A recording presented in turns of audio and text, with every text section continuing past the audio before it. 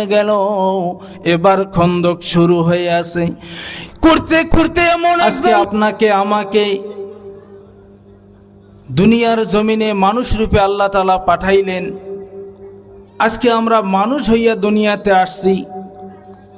আল্লাহ তাআলা আপনাকে আমাকে গোটা মানব কুলকে আল্লাহ তাআলা এই দুনিয়ার জমিনে পাঠাইছেন, কিন্তু প্রত্যেকটা মানুষকে আল্লাহ তাআলা একটা নির্ধারিত সময় দিয়েছেন। জোরে বলেন ঠিক কিনা?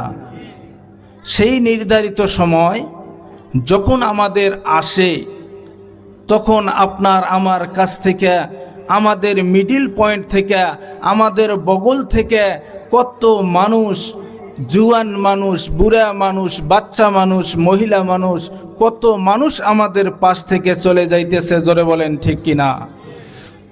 এই জন্য কে কথা বলতেছে? এখন বলেন, আপনি আর আমি যে আছি, আচ্ছা আঙ্গরে যাওয়া লাগবো না গো? আচ্ছা এইরকম কোনো মানুষ কি দুনিয়াতে আছে যেই মানুষটা এই কথাটা বলবে যে হুজুর আমার যাওয়া লাগবো না, কারণ আল্লাহ তাআলা আমাকে এই দুনিয়ার মধ্যে পার্মানেন্ট হিসেবে পাঠাই দিছেন? এই রকম কি কেউ আছে? কেউ নাই। তো আপনি আর আমি একটা বার খালি ঠান্ডা মাথায় চিন্তা করেন, একজন মানুষ এই দুনিয়ার জমিনে, আমরা শুনছিলাম আগের জামানায় আঙ্গর দিনে দাদার বাবা ছিল, হেগো বয়স মোটামুটি ধরেন 100 বছর, 110 বছর, 105 বছর ঊর্ধ্বে হয়েছিল, হয় কি না? এখনো পর্যন্ত যদি কোনো বাড়ির মধ্যে থাকে, তা মানুষ এই কথাটা গর্ব করে কয় যে আঙ্গ নানি বা আঙ্গ নানি এখনো বাইসে আছে, বয়স হলো 110 বছর, হয় কি না গো? এবার চিন্তা করেন, 110 বছর বাইসে আছে, এইটার জন্য আমরা গর্ব করতেছি।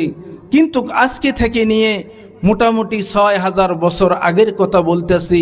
ওই জামানার মধ্যে একজন মানুষ দুনিয়ার জমিনে 900 বছর বেঁচেছিলেন। কত বছর গো?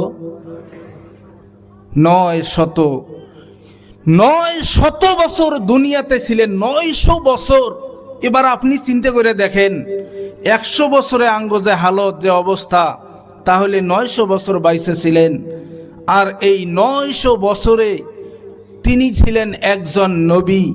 আর এই নবীজন তিনি মানুষের কাছে দাওয়াত দিতে দিতে দিতে দিতে প্রায় 70 জন উম্মত তিনার এই দুনিয়ার জমিনে হয়েছিল। কতজন গো? চিন্তা করেন, কত বছর বাইসে ছিল? 900 বছর। আর উম্মত হইল 70 জন। আর আঙ্গ নবী এই দুনিয়ার জমিনে যখন আসলেন, আমাদের নবীর বয়স আল্লাহ তাআলা দিলেন 63 ইয়ার্স, মানে 63 বছর বয়স। কত গো? 63 বছর বয়স। আর এই 63 বছর বয়সের জীবনে আল্লাহর নবীকে আল্লাহ তাআলা ওহী দিলেন 40 বছর বয়সে। কত বছর? 40 বছর। এখন আপনারা কইন, 63 থেকে যদি 40 কাইটে যায় তাহলে কত বছর থাকে? 23 বছর। এই 23 বছর যখন আমার নবী যখন মানুষের কাছে দাওয়াত দেওয়া শুরু করিয়া দিলেন, দাওয়াত দিতে দিতে দিতে দিতে এমন একটা পর্যায়ে আসলো যে আল্লাহর রসুলের কাছে মানুষ রসুলের কথা শুনে দূরে চলে যেত, রসুলকে সম্মান দিত না, রসুলকে পাগল বলতো, মানুষকে বলতো ভাই ওই লোকটার কাছে যাইও না, কারণ ওই লোকটা হইল পাগল। কিন্তু মানুষেরা চিন্তা করতো, আরে এরা তো পাগলের কথা কইলো, তাইলে পাগলটারে একবার দেখিয়ে যায়।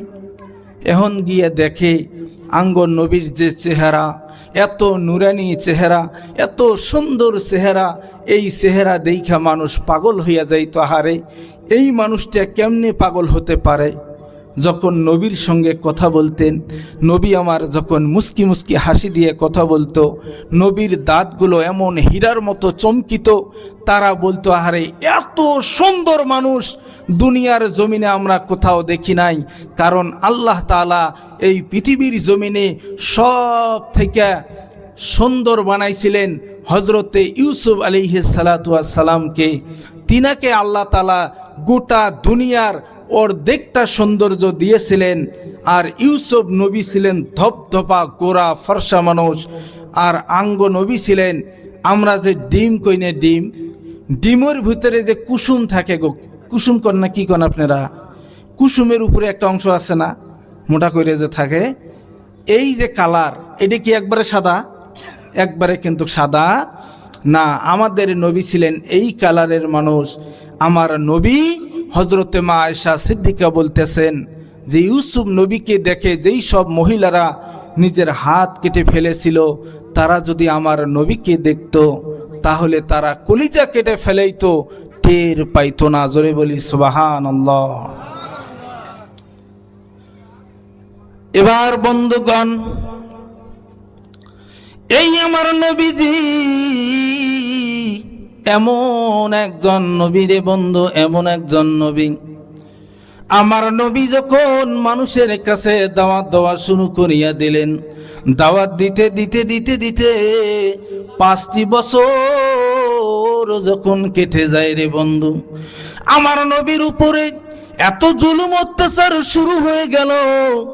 আমার নবী ওই মক্কার জমিনে কাফের বেঈমানের জ্বালায় মক্কার জমিনে আমার নবী থাকতে পারে না রে বন্ধু। আমার নবী এইভাবে মক্কার জমিনে 1 2 3 4 5 এইভাবে 10টি বছর চলে গেল। আমার নবী মক্কার জমিনে থাকতে পারে না, এমন জুলুম শুরু হয়ে গেল আমার নবীর উপরে। আমার নবীজি আবার 3 বছর থাকলেন। এই 13টি বছর আমার নবী যখন মক্কার জমিনে থাকে রে, মক্কার কাফের বেঈমানেরা নবীর প্রতি জুলুম অত্যাচার শুরু করিয়া দেয়। এইভাবে এত জুলুম, একদিন আমার নবীজি হযরতে আবু বকরকে ডাক দিলেন, ওরে আবু বকর শুনে নাও, আমি নবী বোধহয় এই মক্কার জমিনে আর থাকতে পারবো না রে আবু বকর, আমাকে মনে হয় হিজরত করে মদিনার জমিনে যাইতে হবে রে। হযরতে আবু বকর বললেন, নবীজি আপনি যে হিজরত করে যাবেন, আপনার সঙ্গে আপনি কাকে রাখবেন একটু বলিয়ে দেন গো নবী। আমার নবী বললেন, ওরে আবু বকর, আমি যখন হিজরত করে চলে যাব রে, আমার সঙ্গে আমি তোমাকেই নিয়ে যাব। আবু বকর সিদ্দিক যখন এই কথা শুনলেন, নবীর প্রতি এত মহব্বত, এত ভালোবাসা রে বন্ধু। আজকে আপনি আমি দেখেন, যেই জায়গায় নবীর গুণগান, নবীর কথা আলোচনা করা হবে, এই জায়গায় কত মুসলমান আছি, এই মুসলমানেরা আজকে নবীর মজলিস থেকে আজকে নিজেকে দূর করে নিয়ে যাইতেছে। এই নবীর মজলিসে তারা আসতে চায় না, কিন্তু সাহাবীর ভিতরে কত মহব্বত দেখেন রে বন্ধু। আমার নবীজি হযরতে আবু বকরকে ডাক দিলেন, ওরে আবু বকর, আমি তোমাকে নিয়ে যখন মদিনার মধ্যে যেদিন হিজরত করতে যাব রে, ওই দিন আমি অন্য কাউকে নেব না। আমার নবী কাবা শরীফের ভিতরে চলিয়া গেলেন 2 রাকাত নামাজ পড়ার জন্য। একজন কাফের দাঁড়িয়ে আছে, আমার নবীকে দেখা মাত্রই ডাক দিলেন, ওরে মুহাম্মদ, তুমি আমার এই কাবা ঘরের মধ্যে পা দিতে পারবে না। আমার নবী ডাক দিলেন, ওরে ভাই, আমাকে একটু সময় দেও রে, আমি শুধু ওইখানে 2টি রাকাত নামাজ পড়ব, আর তোমার কাছে আমি ওয়াদা দেই আর কোনোদিন আমি এইখানে নামাজ পড়তে আসব না রে, আমাকে একটু সময় দাও। ডাক দিলেন, ওরে মুহাম্মদ, তোমাকে আমি 1 মিনিটও সময় দিতে পারি না। আমার নবী ডাক দিলেন, ওরে ভাই রে, আমাকে শুধু বারান্দায় নামাজ পড়ার জন্য সময় দাও। ডাক দিলেন, এই সময়ও দিতে পারবো না, তুমি এইখানে তোমার পা রাখা যাবে না। আমার নবীজি ডাক দিলেন, ওরে ভাই রে, এমন একটা সময় আসবি যেই সময় আমি মুহাম্মদ তোমার জায়গায় দাঁড়িয়ে থাকবো রে, আর তুমি আমার এইখানে দাঁড়াইয়া থাকবা। ওই সময় ওই কাফেরটা বলল, মুহাম্মদ, এটা যখন আসবে তখন আমরা দেখব আর এটা কোনোদিনও সম্ভব নয় যে মুহাম্মদ এই জায়গার মধ্যে দাঁড়াবে আর আমরা এখানে দাঁড়াবো। আল্লাহ তাআলা কোরআনের মধ্যে বলতেছেন জা আল হক ওয়া জাহাকাল বাতিল, যে দুনিয়ার জমিনে যখন নূর আসে তখন নূর আসার সঙ্গে সঙ্গে অন্ধকারটা দূর হয়ে যায়। জোরে বলি সুবহানাল্লাহ। এখন নবীজি বলতেছেন ভাই অবশ্যই একটা সময় আসবে যেই সময় আল্লাহ আমাকে এইখানে থাকার তৌফিক দেবেন। বললেন তুমি চলে যাও। আমার নবীজি এবার এখান থেকে বেরিয়ে চলে যাইতে লাগলেন। যেতে যেতে রে আধা রাস্তার মধ্যে যায় নবী বারবার ফিরিয়ে দেখে কাবার দিকে। ডাক দিলেন ওরে কাবা, আমার মনটা চেয়েছিল রে আমি তোমার কাছে থাকবো, তোমার ইবাদত করবো রে কাবা, কিন্তু তোমার এই কাফের বেঈমান এই লোকেরা আমাকে এইখানে থাকতে দিল না রে। ওরে কাবা তুমি দোয়া করিও, আমিও তোমার জন্য দোয়া করি রে।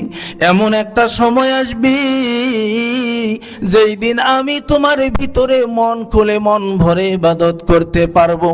আমার নবীজি চলে গেলেন আবু বকরের বাড়িতে। আমার নবীজি আবু বকরের বাড়িতে গিয়ে আবু বকরকে দেখলেন বাড়িতে আসে না নাই। দেখে এবার নবীজি বাড়িতে যায়। আমার আল্লাহ নবীর প্রতি ওহী পাঠাইয়া দিলেন, নবী গো আজকে যদি আপনি হিজরত করে না যান গো, আজকে আপনাকে কাফের বেঈমানেরা শেষ করিয়া দিবেন। আমার নবীজি রাত্রেবেলা ঘরের মধ্যে শুয়ে আছে রে। ওই ঘরের মধ্যে একখানা চাদর নবীজির গায়ে ছিল। ওই সময় হযরতে আলী নবীজির সঙ্গে আছে গো বন্ধু। এবার নবীজির কাছে জিবরাইল আসলেন, ও নবীজি চতুর্পাশে আপনাকে কাফের বেঈমানেরা ঘিরাও করে নিয়েছে গো, আপনি ঘর থেকে বের হয়ে যান, কারণ আপনাকে কতল করার জন্য ওরা এই ঘরের মধ্যে ঢুকিয়া যাবে। আমার নবী আলীকে ডাক দিলেন, আলী রে আমার বিছানার মধ্যে আজকে তুমি শুয়ে যাও। ও আলী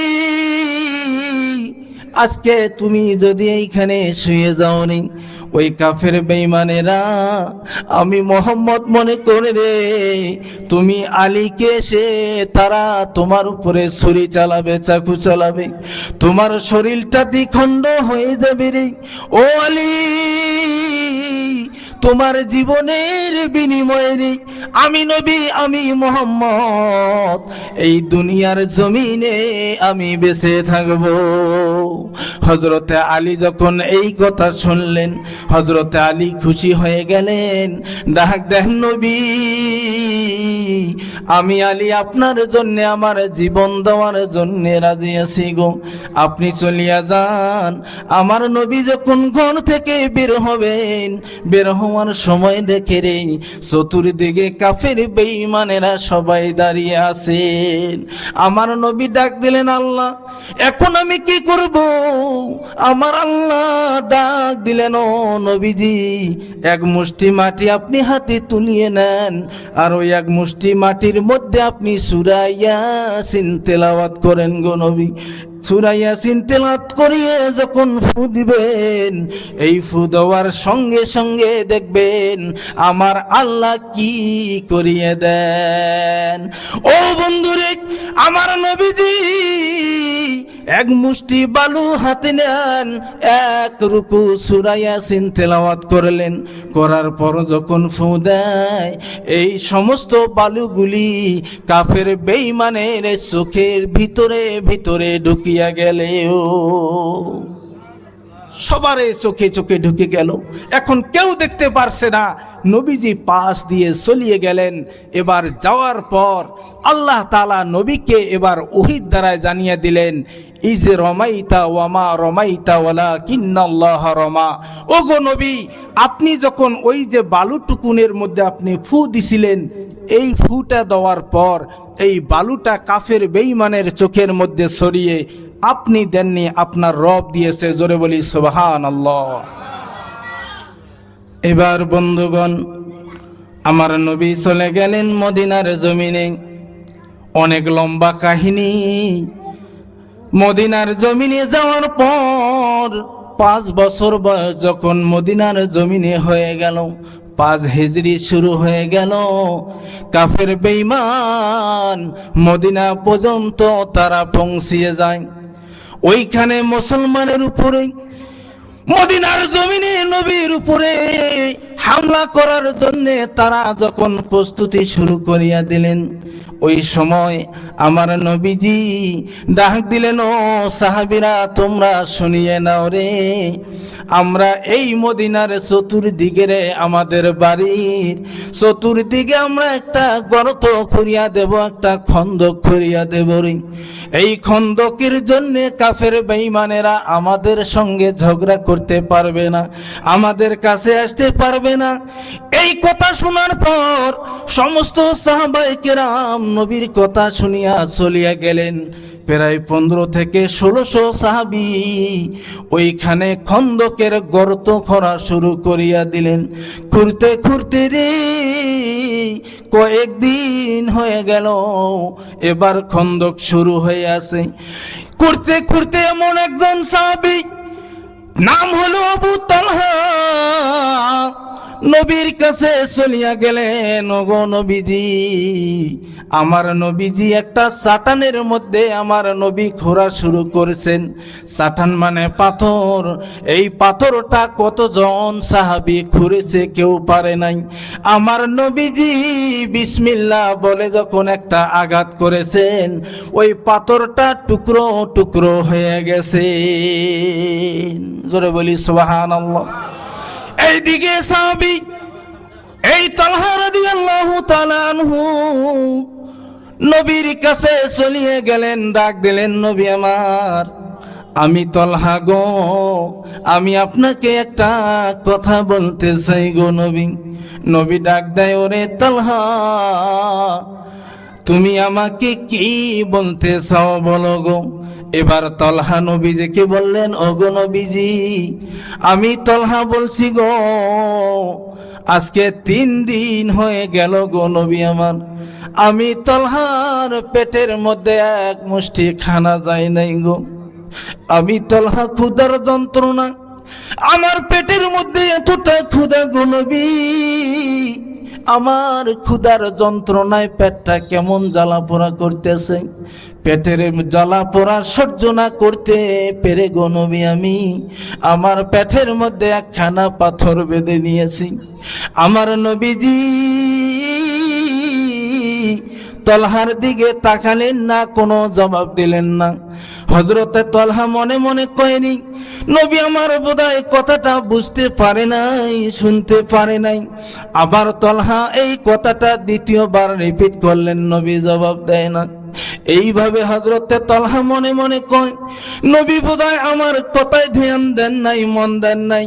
এবার যখন তৃতীয়বার কয়, আমার নবীজি শরীরের মধ্যে যে চাদর মোবারক ছিল, চাদর মোবারক তালহার দিকে সরাইয়া বললেন, তালহারে দেখো, আমার পেটের দিকে দেখো। ওরে তালহা, আজকে তুমি 3 দিন থেকে না খেয়ে আসনি, তুমি মনে মনে ভাবতেছ তোমার নবী বোধহয় খানা খাইতেছে রে তালহা। ওরে তালহা, ওই খোদার কসম করে বলি রে, আজকে 5 দিন হয়ে গেল রে তালহা, আমার পেটের মধ্যে এক মুষ্টি খানা যায় না। ওরে তালহা, তোমার পেটের মধ্যে একটি পাথর বাঁধা আছে রে, তুমি জানো না? দেখো ভালো করে, আমার পেটের মধ্যে 2 খানা পাথর বাঁধা আছে রে তালহা রে, আমার পেটের মধ্যে এতটা ক্ষুধা, এতটা ক্ষুধার জ্বালা আমার সহ্য হইতেছে না।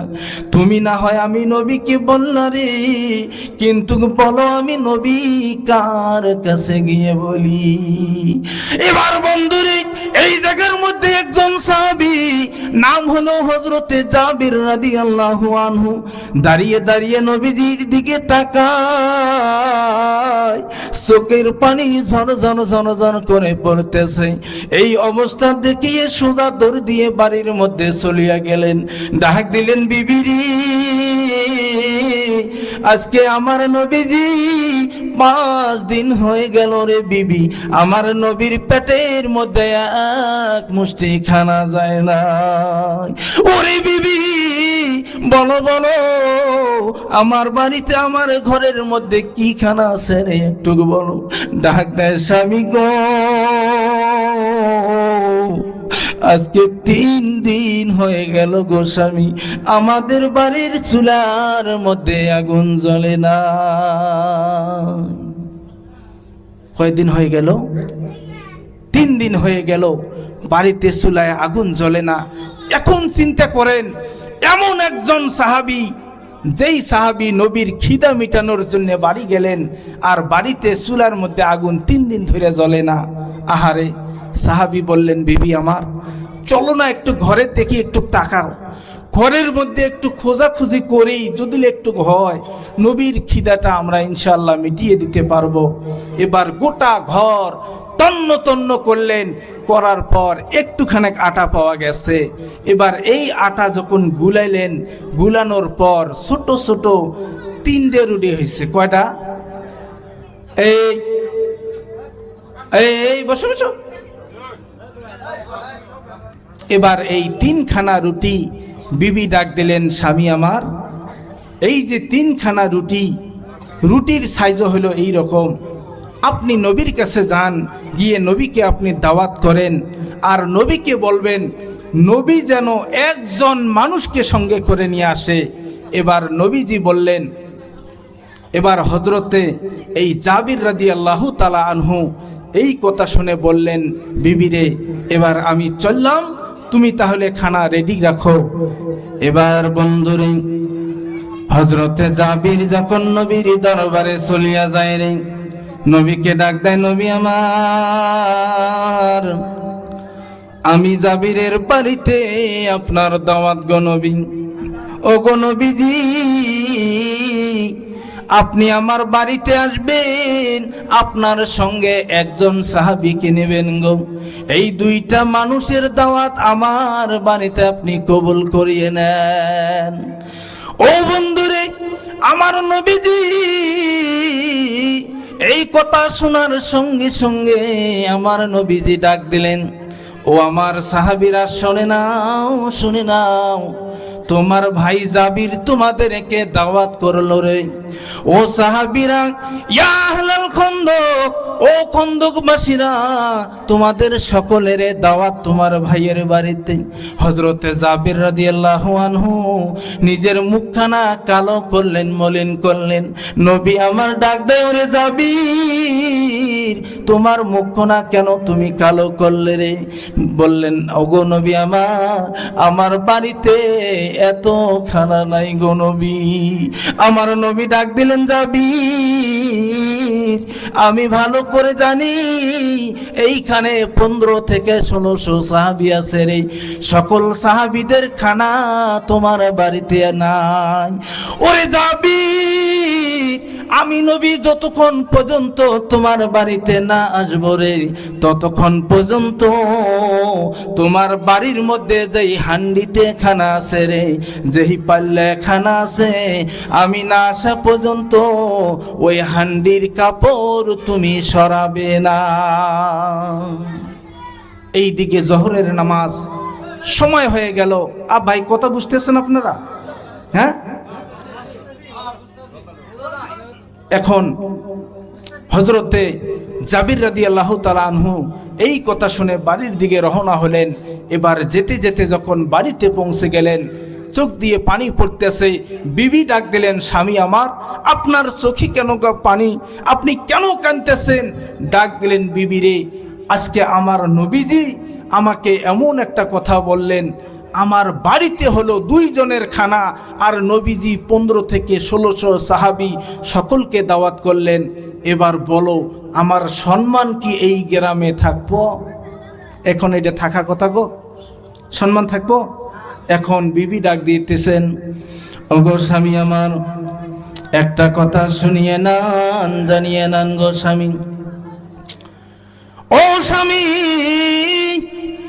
আপনি যাকে দাওয়াত করেছেন তিনি অন্য কোনো মানুষ না গো স্বামী, কারণ তিনি হলেন আমার আল্লাহর বন্ধু। আর আল্লাহর বন্ধু যদি কোনো জিনিসের ওয়াদা করেছেন আমার আল্লাহ অবশ্যই পুরা করিয়ে দিবেন।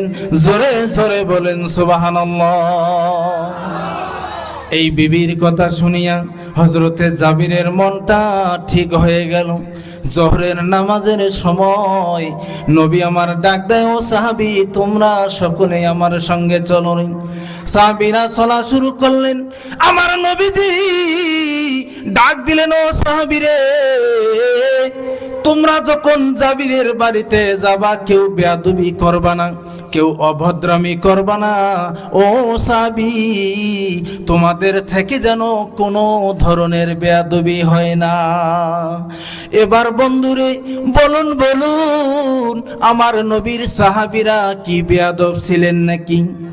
ছিলেন? আঙ্গমতো বেয়াদব ওরা?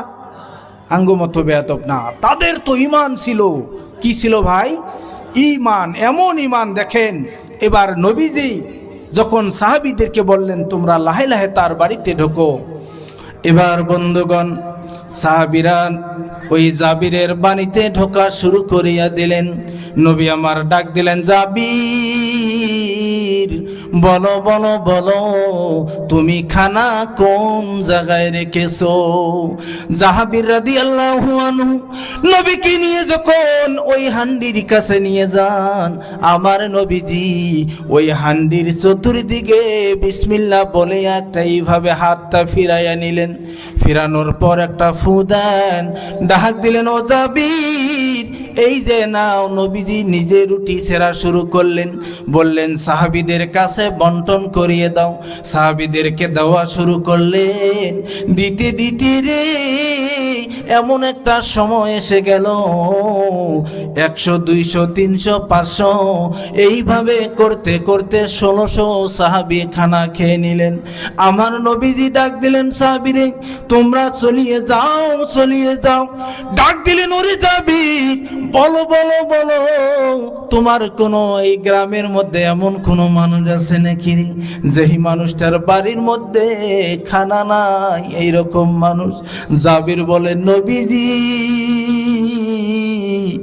এমন মানুষ এই গ্রামে অনেক আছে গো নবীজি, যাদের বাড়িতে খানা নাই।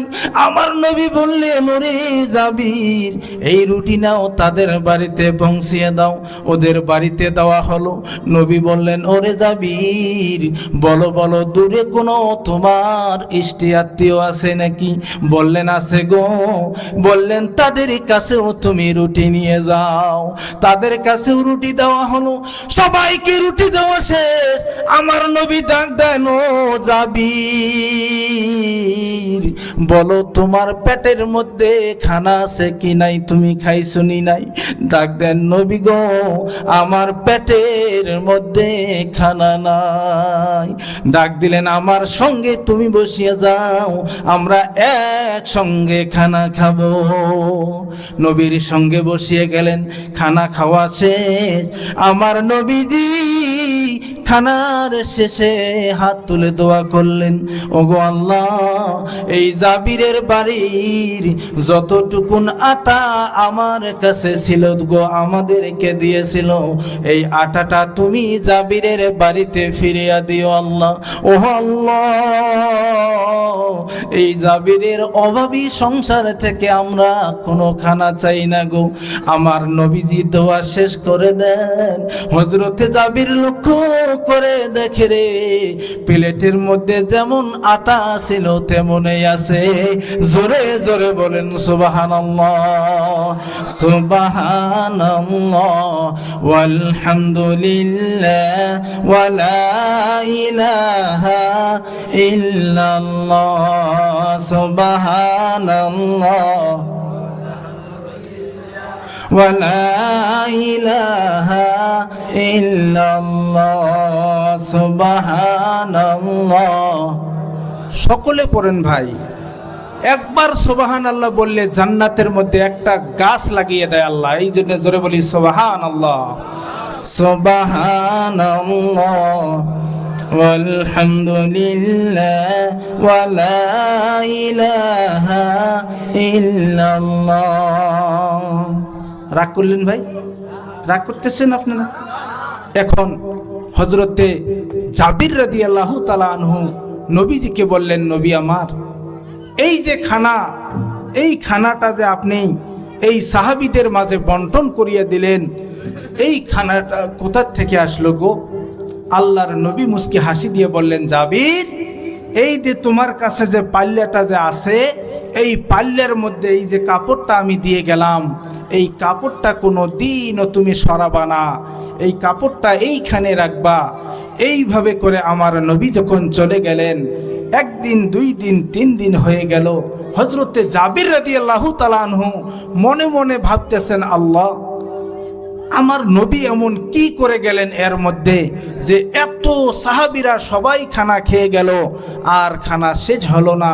এখন হযরতে জাবির রাদিয়াল্লাহু তাআলা আনহু ওই পাল্লার ভিতরে ওই কাপড়খানা যখন সরাইয়া দিলেন, ওই দিনে ওই পাল্লার খানা শেষ হয়ে গেল। এবার হযরতে জাবির রাদিয়াল্লাহু তাআলা আনহু এবার নবীর কাছে চলে গেলেন, ডাক দিয়ে বললেন, নবী আমার, এই পাল্লার খানা কেন আজকে শেষ হয়ে গেল?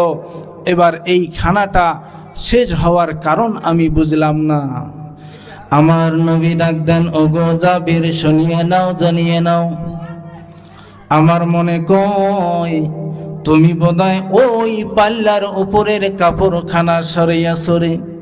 ওরে জাবির, তুমি জানো না ওই পাল্লার মধ্যে যেই খানা ছিল রে, খোদার কসম করে বলি রে, তুমি যদি ওই পাল্লার উপর থেকে যদি কাপড়খানা না সরাইতাম, তোমার বংশ বুনিয়াদ যারা এই দুনিয়ার জমিনে স্তরে কিয়ামত পর্যন্ত তারা এই পাল্লা থেকে খানা খাইতেই থাকতো, কোনোদিন এই পাল্লার খানা শেষ হইতো না।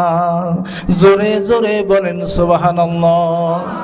নবী আমার ডাক দেন, জাবির, তুমি জানো না ওই পাল্লার মধ্যে যেই খানাটা ছিল রে, এটা কোনো সাধারণ খানা নয় রে, আমার আল্লাহ স্বয়ং জান্নাতের খানা খাওয়াইছে।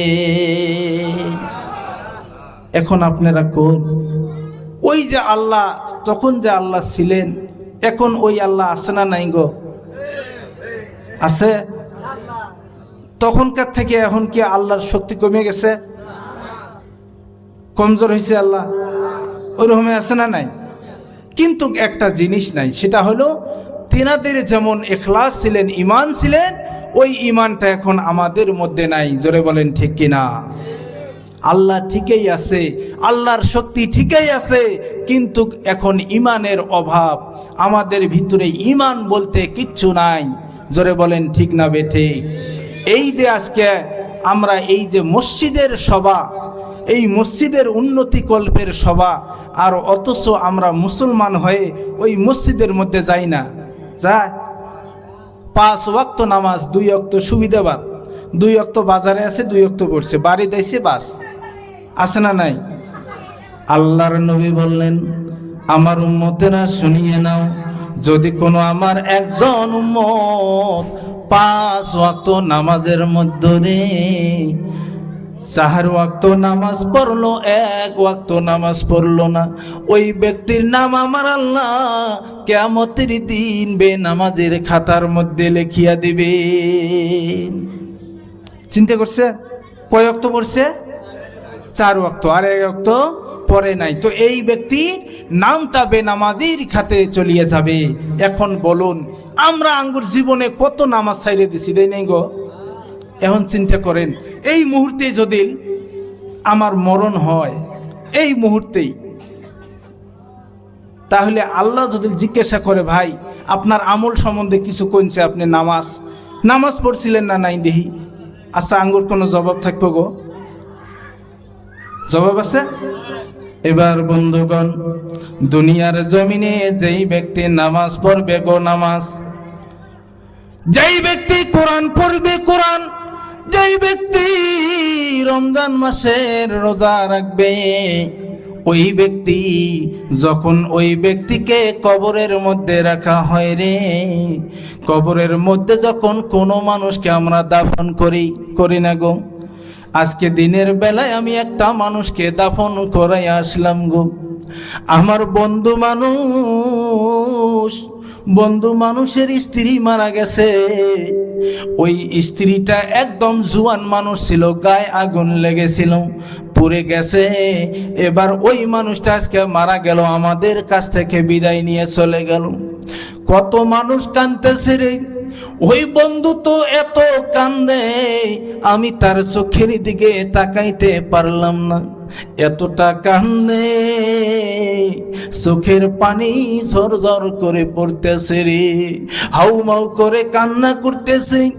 আমি বারবার তার দিকে তাকাই আর মনে মনে কই রে আল্লাহ, এমন একটা সময় আসবে আমাদেরকেও এইভাবে মরতে হবে আল্লাহ। কত মানুষ কাঁদবে আল্লাহ, আমার বিবি কোথায় পড়ে কাঁদবে জানি না, আমার বেটি কোথায় পড়ে কাঁদবে কিছুই জানি না আল্লাহ। আমার বেটা কত যে কাঁদবে, দুনিয়ার জমিনে কান্নায় কান্না হয়ে যাবে আল্লাহ।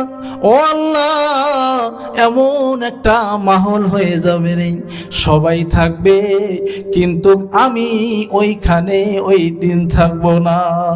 ও বন্ধুরে, এই মানুষগুলিকে যখন আমরা কবরের মধ্যে 3.5 হাত জায়গার মধ্যে রেখে দেই, ওই 3.5 হাত মাটির নিচে রাখার পর এই মানুষগুলো যখন সবাই সরে সরে যাওয়া শুরু করিয়ে দেয়, 2.5 হাত যখন সরে যায়, ওই কবরের মধ্যে দুই জন ফেরেশতা আসে রে বন্ধু। এমন ফেরেশতা আসে রে, ওই ফেরেশতা দুইটির চোখগুলো এত ভয়ঙ্কর, ওই চোখগুলো যদি আমরা দেখি আমরা দুনিয়ার জমিনে এমনি মরে যাব, এত ভয়ঙ্কর হবে। তার দাঁতগুলি বড় বড় হবে, কালো কালো হবে। ওই ফেরেশতা 2 জন যখন আসবে রে, যেই মানুষটা নামাজি হবে, ওই মানুষটার ওই নামাজটা একটা মানুষের রূপ ধারণ করবে, মাথার দিকে দাঁড়িয়ে থাকবে, বডিগার্ড হয়ে দাঁড়িয়ে থাকবেন। ওই ফেরেশতা যখন মাথার দিকে আসা শুরু করবে, ডাক দিবেন, ও ভাই তুমি কে রে, কে আমাকে একটু বলো, তুমি কোথায় যাইতে চাও? বললো, এই মানুষটাকে আমি একটা কোশ্চেন করতে চাই, সওয়াল করতে চাই। বলবে, না না, এই মানুষটা ঘুমে আসে রে, এই মানুষটারে কোনো কোশ্চেন করতে দেব না। এবার বলবে, তুমি কে? বললো, আমি এই মানুষটার হেফাজতকারী। তখন ওই মানুষটা ডান দিকে আসবে, এসে দেখবে আরেকজন মানুষ দাঁড়িয়ে আছে। তার মানে দুনিয়ার জমিনে যে কোরআন পড়েছিল, কোরআন, এই কোরআনটা একটা মানুষের রূপ নিয়ে বডিগার্ড হিসাবে দাঁড়িয়ে থাকবে, যেতে দেবে না। তখন পাওয়ের কাছে চলিয়া যাবে রে। এবার পাহাড়ের ওই দিকে দেখবে ওই মানুষটা রোজা রেখেছিল, এই রোজার জন্য রোজাটা একটা বডিগার্ড হয়ে দাঁড়িয়ে আছে, ইনিও যেতে দেবে না। এবার মনে মনে বলবে, আমার মনে কয় ওই বাম দিকে যাইলে মনে হয় আমি যেতে পারবো। এবার বাম দিকে গিয়ে দেখবে রে, ওই মানুষটা দুনিয়ার জমিনে দান সদকা যাকাত যেগুলো দিয়েছিল, এই একটা রূপ নিয়ে দাঁড়িয়ে আছে। এবার বলবে, ভাই আমাকে যেতে দাও। বলবে, না, দেব না। এবার এই ফেরেশতা আমার আল্লাহর কাছে চলিয়া যাবেন। আল্লাহ রাব্বুল আলামিন বললেন, ও বান্দা শুনে নাও, ওয়া হুসিলা মা ফিস সুদূর। ওগো বান্দা, তোমাদের দিলের মধ্যে কার কি আছে আমি আল্লাহ সব জানি। ওয়া হুয়াল লাতীফুল খাবীর। দুনিয়ার জমিনে ছোট ছোট যত জিনিস হয় রে, আমি আল্লাহ সব জানি। ওই যে ফেরেশতা 2 জন ঘুরে আসলো, আমি আল্লাহ কিন্তু সেটাও জানি। জোরে জোরে বলেন সুবহানাল্লাহ। জানার পরেও ডাক দিবেন আল্লাহ, ও ফেরেশতারি বলো বলো বলো তোমরা কেন ঘুরিয়ে আসলা? ডাক দিবেন ওগো আল্লাহ, এটা তোমার কোন বান্দা গো আল্লাহ, যেই বান্দার চতুর্দিকে 4 জন বড় বড় বডিগার্ড দাঁড়িয়ে আছে, ওরা আমাকে যেতে দেয় না, কোনো সওয়াল জবাব করতে দেয় না। ডাক দিবেন, ওরে ফেরেশতা শুনে নাও, এটা হলো আমার নেককার বান্দা। জোরে জোরে বলেন সুবহানাল্লাহ। আল্লাহ ডাক দিবেন, ওরে ভাই শুনে নাও, ওই আমার নেককার বান্দার জন্য রে জান্নাতের দরজাগুলি, জান্নাতের জানালাগুলি, খিড়কিগুলি খুলিয়ে দাও। জান্নাতের জানালা দরজা খুলে দেওয়া হবে, কবর থেকে ওই ব্যক্তি জান্নাতি হাওয়া পাওয়া শুরু হয়ে যাবে।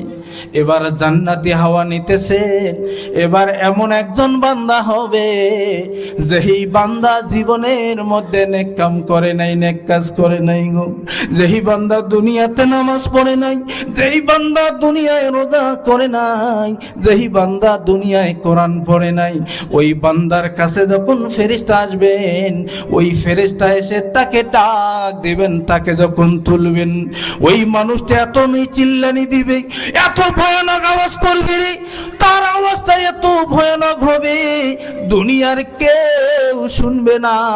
ওই মানুষটা চিল্লানি শুরু করিয়া দিবেন, বাঁচাও বাঁচাও, কে আছো কোথায় আছো আমারে বাঁচাও।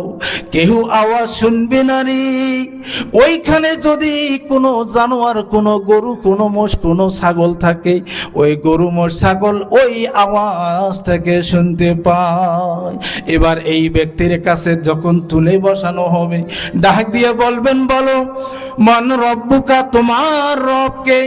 এই ব্যক্তির জবাব থাকবে না, এই ব্যক্তি ডাক দিয়ে বলবেন, লা আদরি, আমি কিছু জানি না, আমি কিছু জানি না। এবার ডাক দিবেন, ওয়ামা দিনুকা, তোমার দিন কি? এবার ডাক দিয়ে বলবেন, লা আদরি, লা আদরি, আমি জানি না গো, জানি না। এবার বলবেন, ওয়ামান নবিয়ুকা, তোমার নবীকে?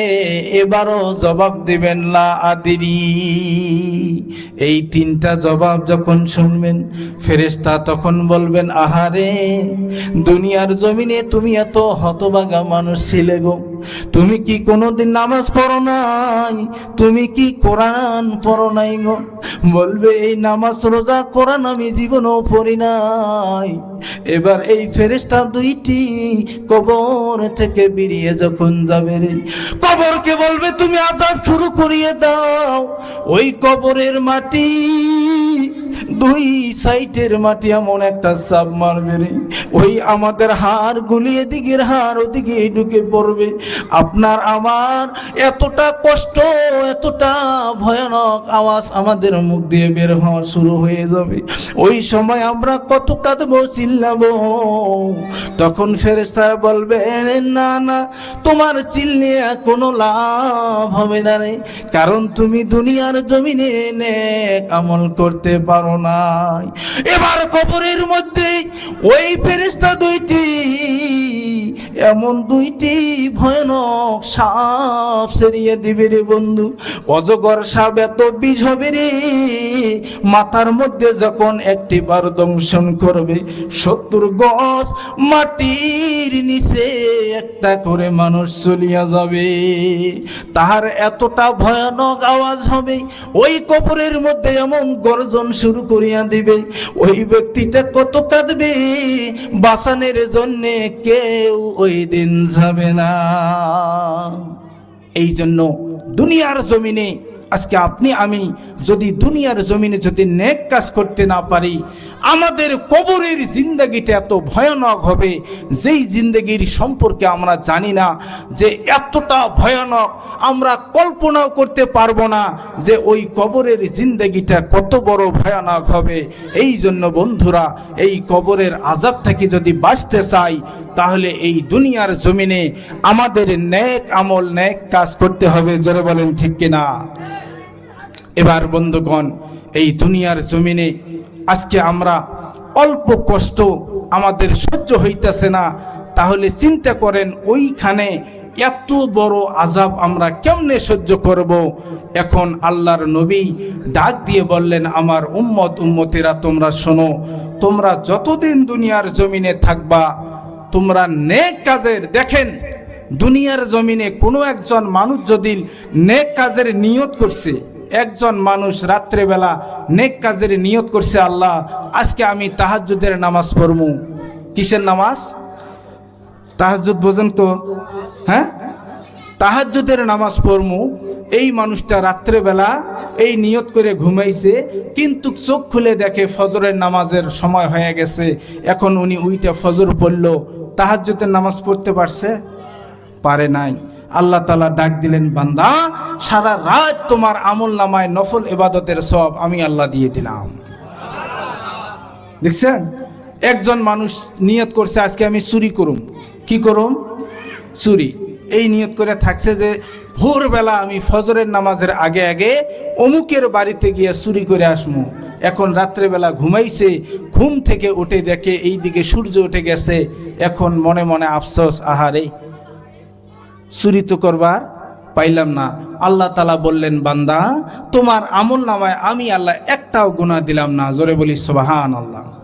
তার মানে আমরা যদি খারাপ কাজের নিয়ত করি, যতক্ষণ পর্যন্ত খারাপ কাজটা করব না ততক্ষণ পর্যন্ত আল্লাহ তাআলা আপনার আমার আমল নামায় কোনো গুনাহ দিবেন না। আর যদি আমরা ভালো কাজের নিয়ত করি, যদি নাও করি, আল্লাহ তাআলা বলছে তাও তোমার আমল নামায় আমি সওয়াব দেব। জোরে বলি সুবহানাল্লাহ। এই জন্য বন্ধুরা আমার, পৃথিবীর জমিনে আজকে আমি আপনি এই যে সমাজের মধ্যে আছি, এখন চিন্তা করেন আমি যদি একজন জিম্মেদার হয়ে যদি আমার সংসারটারে যদি আমি ম্যানেজ করতে না পারি, এই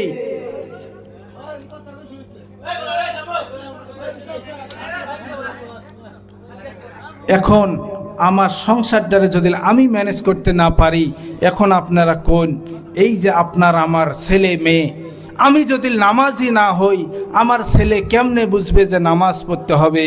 কারণ আমার আপনার ছেলে যখন আপনাকে আমাকে নামাজ করা অবস্থায় দেখবে, তখন সে মনে মনে বলবে যে আমার আব্বু নামাজ পড়েছিল, আমারও নামাজ পড়তে হইব, হয় কি না? এই জন্য আপনার আমার ঠিক হতে হবে। স্বামী আর স্ত্রী যদি ভালো হই, দেখেন এই দুনিয়ার জমিনে এমন একজন মানুষ ছিলেন, যেই মানুষটার নাম হলেন আবু সলে মুসা জঙ্গি। কি নাম? আবু সলে মুসা জঙ্গি। এবার বন্ধুগণ, আবু সলে মুসা জঙ্গি এমন একজন মানুষ, রাস্তা দিয়ে যাইতেছেন, যেতে যেতে মরুভূমির মধ্যে তিনার কলিজাটা শুকিয়ে গেল হাঁটতে হাঁটতে। নদীর ধার দিয়ে যাইতেছেন, নদীর মধ্যে দেখি একটা আপেল সুন্দর করে ভেসে আসতেছে। আপেল খানা নিলেন, খেয়ে ফেললেন। খাওয়ার পর মনে হইল, কে আমাকে এই আপেলটা দিল আমি জানি না, কার আপেল পারমিশন নিলাম না। যদি পারমিশন নেই নাই তাহলে আল্লাহর কাছে আমাকে হিসাব দিতে হবে। এই জন্য এই আবু সলে মুসা জঙ্গি এবার রাস্তা দিয়ে যাওয়া শুরু করলেন ওই দিকে, যে এই দিক থেকে আসছে তাহলে এই দিকে যেতে হবে। যেতে যেতে রে কয়েক কিলোমিটার দূর গিয়ে দেখে একটা আপেলের বাগান দেখা যায়। ওই আপেলের বাগানের মালিককে ডাকলেন, এই আপেল বাগানের মালিককে আপনি নাকি অন্য কেউ? বললেন, কেন বাবা? বললেন, এই আপেল বাগানের একটা আপেল নদী দিয়া যাইতেছিল, আমি না কয়ে পারমিশন না নিয়ে আপেল খানা আমি খেয়ে ফেলেছি। এখন এই পারমিশন নেওয়ার জন্যে আমি এইখানে আসলাম। ইনি মনে মনে কয়, এত বড় আল্লাহর বান্দা আমি কোনোদিনও দেখি নাই, কোথায় আপেল খেয়েছে আর কোথায় পারমিশনের জন্য আসছে। এবার বললেন, বাবা রে, এই আপেল বাগানের মালিক হইলাম আমি রে।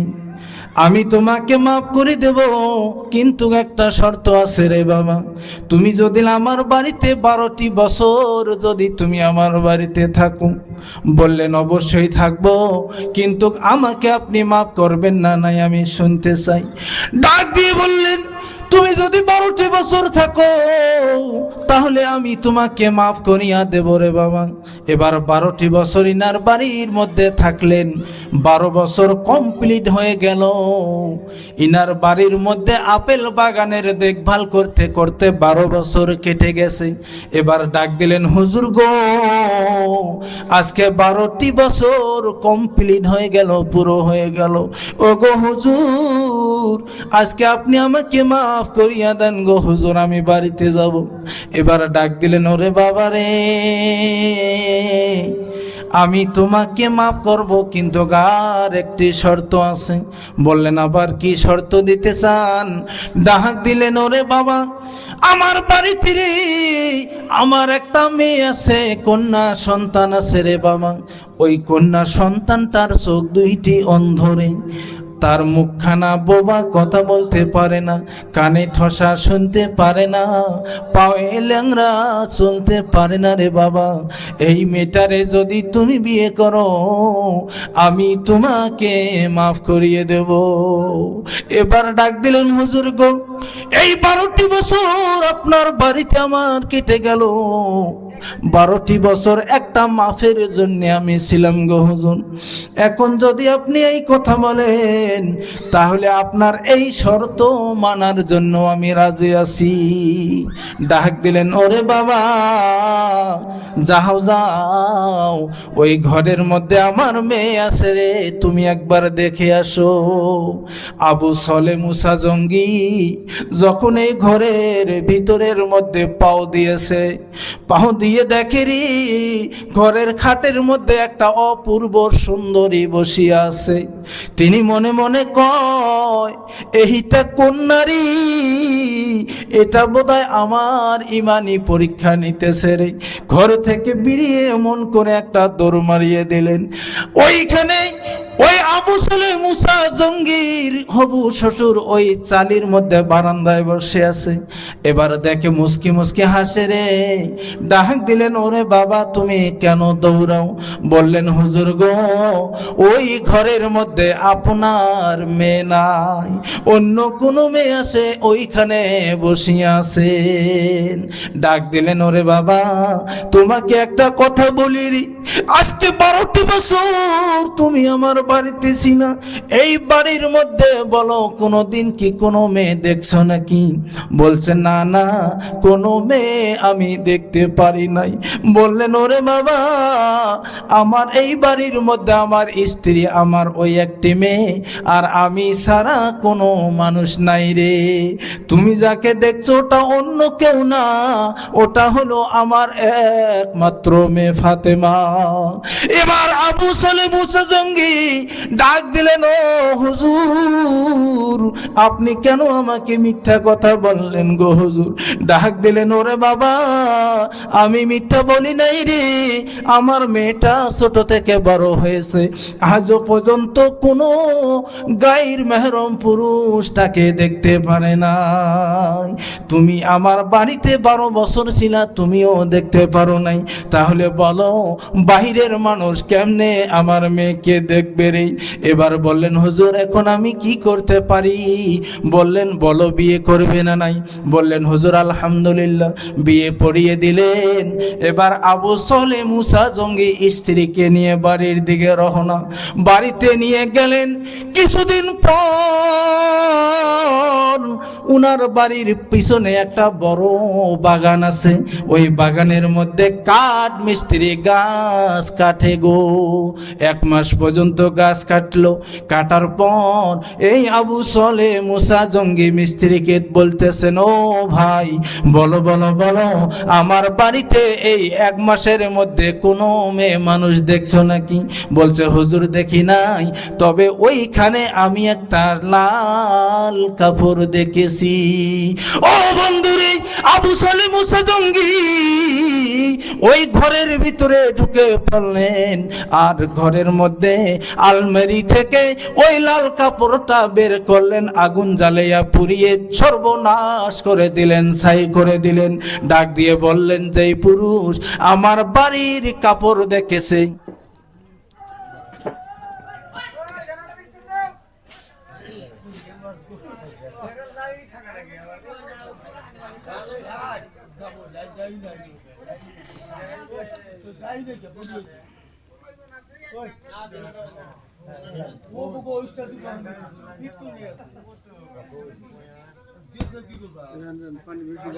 বেশি জগর পানি ঠান্ডা আছে। হ্যাঁ, এটা সমস্যা নেই।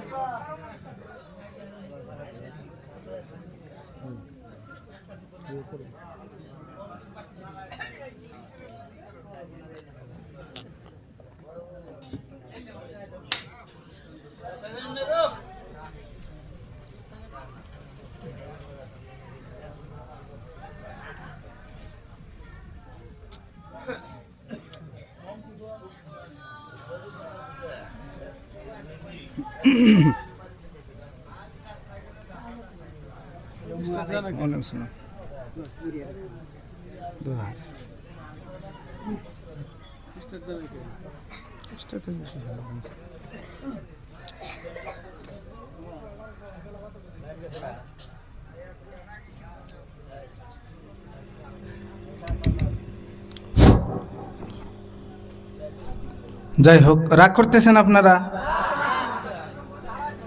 একটু জিকির করি লা ইলাহা জোরে লা ইলাহা, আরো জোরে লা ইলাহা জোরে লা ইলাহা মুহাম্মাদুর রাসূলুল্লাহ বলি সাল্লাল্লাহু আলাইহি ওয়াসাল্লাম। এবার বন্ধুগণ, এই আবু সালে মুসা জঙ্গি ডাক দিলেন, আমার বাড়ির মধ্যে যদি একখানা কাপড় কোনো গায়ের মেহরম পুরুষ যদি দেখে, এই কাপড় আমি আমার বাড়ির মধ্যে রাখতে পারি না। এবার বন্ধুরে, এইভাবে কিছুদিন যেতে না যেতে তিনার বাড়ির মধ্যে একটা সন্তান জন্ম নিলেন। এই সন্তানের নাম তুলেন আব্দুল কাদের জিলানী। আব্দুল কাদের জিলানী জন্ম নিলেন। আব্দুল কাদের জিলানী দিনের পর দিন যায়, ছোট থেকে বড়র দিকে আসতেছেন। একদিন আব্দুল কাদের জিলানীর বয়স 5 বছর যখন হয়ে গেল, আব্দুল কাদের জিলানী কি মা মক্তবের মধ্যে পাঠাইয়া দিলেন। মক্তবের মধ্যে গেছে পড়তে। এবার মক্তবে গিয়ে দেখে রে, মক্তবের মধ্যে কত ধরনের বাচ্চা আসছে শেখার জন্য। হুজুর তাকে পড়াইতেছে আলিফ বা তা সা। এইভাবে আব্দুল কাদের জিলানী আলিফ বা তা সা পড়া শুরু করেছেন। ও বন্ধুরে, ওইদিকে ওই মক্তবের মধ্যে কত ধরনের কত পুরানা ছাত্রী ছাত্র আছেন। ওদের তো পড়া অনেক বেশি। ওস্তাদজি তাদের কাছে যখন পুরাণ পড়া শুরু করিয়ে দিলেন, ওস্তাদজি যখন কোরআন পড়লেন, ওই কোরআন পড়াটা ভুল হয়ে গেছে। আব্দুল কাদের জিলানী ডাক দিলেন, ও ওস্তাদজি, আপনি একজন ওস্তাদজি, আপনি একজন ওস্তাদ। আপনি যদি ভুল শিক্ষা দেন, মানুষের জীবন ধ্বংস হয়ে যাবে। ওস্তাদজির চোখ বড় বড়, ওরে বাবা, আমি কি ভুল শিখালাম বলো? ডাক দিলেন, ও ওস্তাদজি, আপনি যে কোরআনের আয়াত পড়লেন এটা তো ভুল হয়ে গেছে। ডাক দিলেন, ওরে বাবা, একটা দিন মক্তবে আসছো তুমি কি জানো কোরআনের আয়াত ভুল না শুদ্ধ? এবার আব্দুল কাদের জিলানী বললেন, হুজুর গো, তাহলে এবার শোনেন। তিনি তখন বিসমিল্লাহির রহমানির রহিম বলিয়া যখন শুরু করলো, 1 পারা 2 পারা 3 পারা 4 পারা 5 পারা এইভাবে পড়তে আসে। উস্তাদজি সামনের মধ্যে শুধু কোরআনের পাতা শুধু উল্টাইতে আসে। পড়তে পড়তে পড়তে পড়তে এই আব্দুল কাদের 18 পারা কোরআন শোনাইয়া দেয়। ওস্তাদের চোখে পানিরি, ওরে বাবা তুমি এই কোরআন কোথায় শিখেছো রে বাবা? কোন মাদ্রাসায় গেছিলা, কোন মক্তবে গেছিলা? ডাক দিয়ে বলেন, ওস্তাদজি মাদ্রাসা কাকে বলে আমি জানি না, মক্তব আজকে আমি জীবনের প্রথম এসেছি। ওস্তাদজি আব্দুল কাদেরকে কোলের মধ্যে নিয়ে জড়িয়ে ধরলেন। এই আব্দুল কাদেরকে নিয়ে যখন বাড়ির দিকে রওনা হলেন, বাড়িতে গিয়ে গেটের থেকে সালাম দেন। বাড়ির ভিতর থেকে ছোট্ট করে একটু জবাব আসলেন, কে আপনি? বললেন, আমি আব্দুল কাদেরের ওস্তাদ। ওগো মা, তোমার সন্তান কোন মাদ্রাসার ছাত্র আমাকে একটু বলো গো মা। মা ডাক দিয়ে বলেন, ওগো ওস্তাদজি আমার আব্দুল কাদের কোনো মাদ্রাসায় যায় নাই। ও ওস্তাদজি আমার আব্দুল কাদের কোনো মক্তবে যায় নাই গো। এই আব্দুল কাদের যখন আমার গর্বে ছিল গো, আমি মা কোরআনটা এত তেলাওয়াত করেছিলাম, এত পড়েছিলাম, পড়তে পড়তে কত খতম দিয়েছি আমি মা ভালো করে বলতে পারবো না। ও ওস্তাদজি আব্দুল কাদের যখন ভূমিষ্ঠ হয়ে গেছে গো ওস্তাদজি, আমি যখন মা আমার সন্তানকে কোলে নিয়ে বসেছিলাম, আমি সামনে কোরআন নিয়ে পড়েছিলাম ওস্তাদজি। আমার মনে হয় আমার এই সন্তানটারে আমার আল্লাহ এই কোরআনের বরকতে তাকে কোরআনের হাফেজ বানাইছে। জোরে জোরে বলেন সুবহানাল্লাহ। এই জন্য মাও আর বাবা এটা এমন একটা সম্পদ, পৃথিবীর জমিনে যদি মা আর বাবা যদি নেককার হয়, তার সন্তান অবশ্যই নেককার হবে। এবার এই আব্দুল কাদের জিলানীর একটা কথা বলে আমি ইনার কথা শেষ করতেছি। আব্দুল কাদের জিলানী সফরে যাবেন, সফর বাইরে যাবেন, অনেক মানুষের সঙ্গে যাইতেছেন। মা তারে ডাক দিলেন, বাবারে তুমি তো সফরে যাইতেছ, সফরের মধ্যে তোমার অনেক টাকা পয়সার দরকার হইতে পারে, এই জন্য আমি তোমাকে কয়েকটা টাকা দেই, এটা তুমি হাতে রাখবা। আর এই যে তোমার চাদরের মধ্যে কয়েকটা টাকা আমি দিলাম, এটাকে আমি সেলাই করে দেই, যখন তোমার প্রয়োজন হবে এই টাকাটা বের করবে। আর কোনো দিনও রাস্তা ধারে মিথ্যা কথা বলবা না। জোরে বলি সুবহানাল্লাহ। এবার বন্ধুগণ, আব্দুল কাদের জিলানী একটা কাফেলার সঙ্গে যখন যাওয়া শুরু করিয়া দিলেন, যেতে যেতে পথের মধ্যে একটা ডাকাতের দল, এই দলটাকে যখন চতুর্দিকে ঘেরাও করে ফেলল, চতুর্দিক থেকে ধরলো, প্রত্যেকের কাছ থেকে টাকা পয়সা সব নেওয়া শুরু করলেন। এবার ছোট্ট বাচ্চা আব্দুল কাদের দাঁড়িয়ে দাঁড়িয়ে শুধু তামাশা দেখতেছেন। সবার কাছ থেকে যখন টাকা নেওয়া শেষ, তখন ডাক দিলেন, ওরে ভাই বলো বলো বলো তোমার সবার লিডার কে গো? বললেন, আমাদের লিডার ওইখানে বসে আছে। বললেন, তোমাদের লিডারটাকে একটু ডাকো তো। এবার ওনারা ছোট্ট বাচ্চার মুখ থেকে এই কথা শুনে আসনি ধইয়া গেলেন। ডাক দিলেন, ওগো স্যার, আপনাকে একটা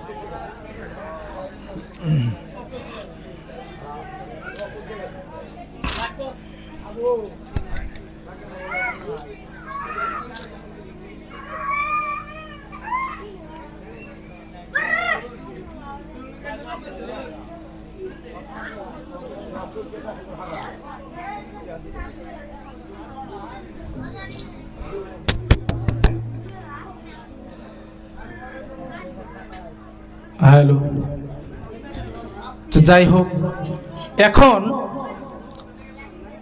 বারবার যদি লাইন যায় কোন সে একটু ডিস্টার্ব হইতেছে না, হ্যাঁ না নাই?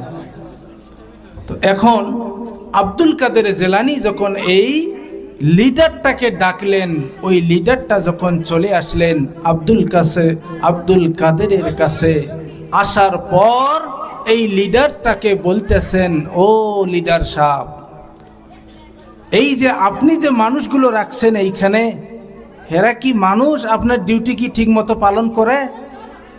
এখন কইতেছে, কেন, এরা তো করে। কয় যে না, করে নাই। তো বলছে কেমনে করে নাই? বলছে সবার কাছ থেকে টাকা নিল, আমার কাছ থেকে তো নিল না। চিন্তা করেন একটু। তো বলছে তোমার কাছে টাকা আছে? বলছে অবশ্যই আছে। কোথায় আছে? বলছে এই যে দেখেন আমার চাদরের ভিতরে আছে। তো বলছে বাবারে, তুমি কি জানো আমরা কারা? বলছে অবশ্যই জানি, আপনারা ডাকাত, টাকা পয়সা যা আছে সব আপনারা ছিনতাই করে নিয়ে নেন। তো বলছে তাহলে তুমি আবার এই টাকার কথা কেন বললা? তো এবার ডাক দিলেন, ওগো ডাকাতের সর্দার, আপনি শুনিয়ে নেন। আমি আব্দুল কাদের এমন একটা ফ্যামিলি, এমন একটা বাড়ির সন্তান গো।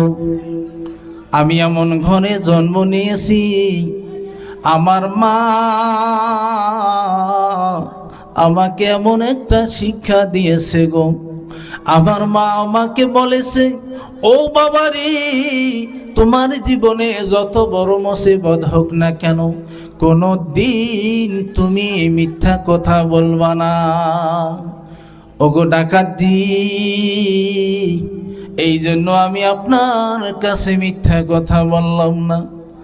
ডাকাত মনে মনে বলে, রে এই ছোট্ট বাচ্চা একজন মার কথার এগেস করে না, মার কথা অমান্য করে না।